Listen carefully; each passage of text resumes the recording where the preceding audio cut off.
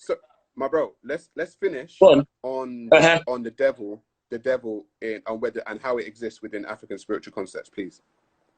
Oh, absolutely. So, in Abrahamic religions, the devil is supposed to be a being, one of God's angels or one of God's personal assistants, who then decides that he wants to be more powerful than God.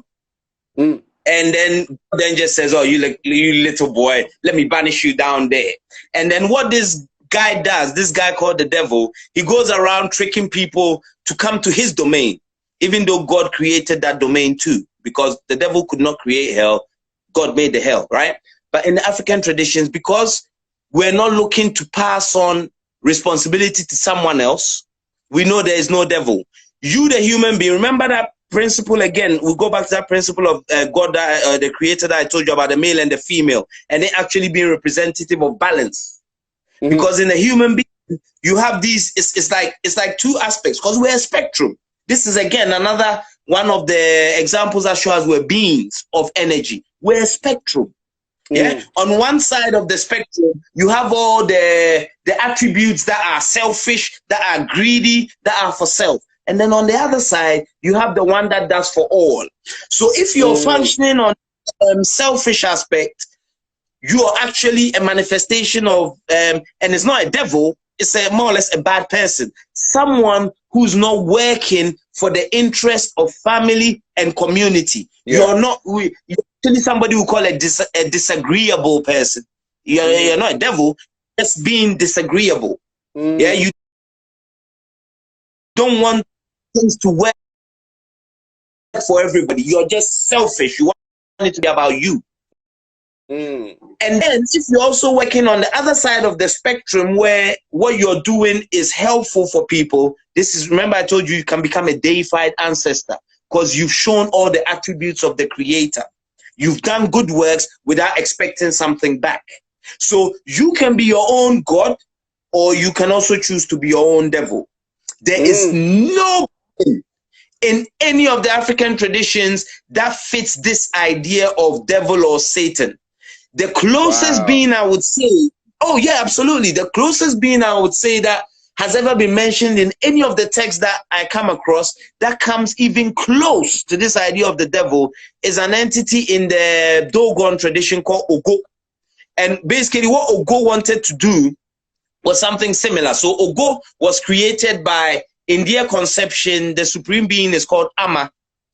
Ogo wanted to be like Ama. So then what Ogo did, he went and he raped his sister.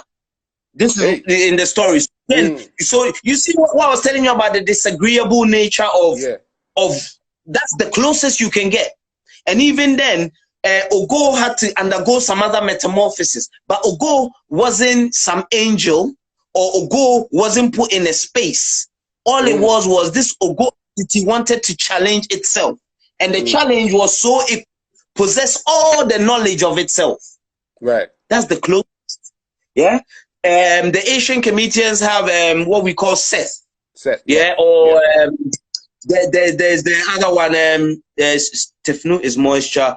But they have this concept too. I can't remember the exact wording, but it's to do the same thing. People who bring disagreeable situations into a community, but they are not heavenly beings. Yeah, and they don't have their own space called hell, which they can invite me and you to. Nonsense. Absolute nonsense. Yeah.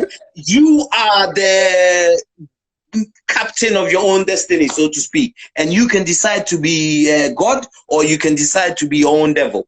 Entirely up to you. And you see, the other good thing, right, Sarah, before we finish, in the African tradition, this is where we see the justness of God, if you will.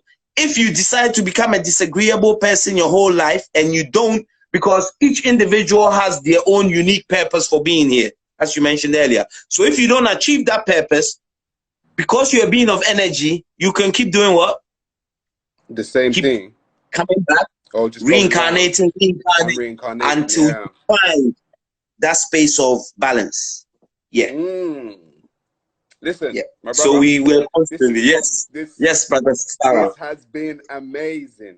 This has been amazing. Thank you, man. It has been indeed. Thank you so much. We have 128 people currently watching. I'm going to tell every single 128 person to go to www.ancestralvoices.co.uk, please, and go and check out my brother Dalian and his wife Verona. They have done an amazing job with the 2 documentaries. My brother, thank you for coming on, man. Thank you for coming. Sarah, thank you too for having me. And listen, keep doing the works, man. You're needed, yeah? Listen. All right, blessings, brother. Peace. And there we go, fam. Hope you all enjoyed that. I hope you all enjoyed that. You guys got some gems dropped on you today. I'm going to save this live. You guys download it if you need to screen record it. Yeah, I'm going to probably record. I'm going to download this and probably put it onto YouTube, probably by sections. So yeah, peace, family.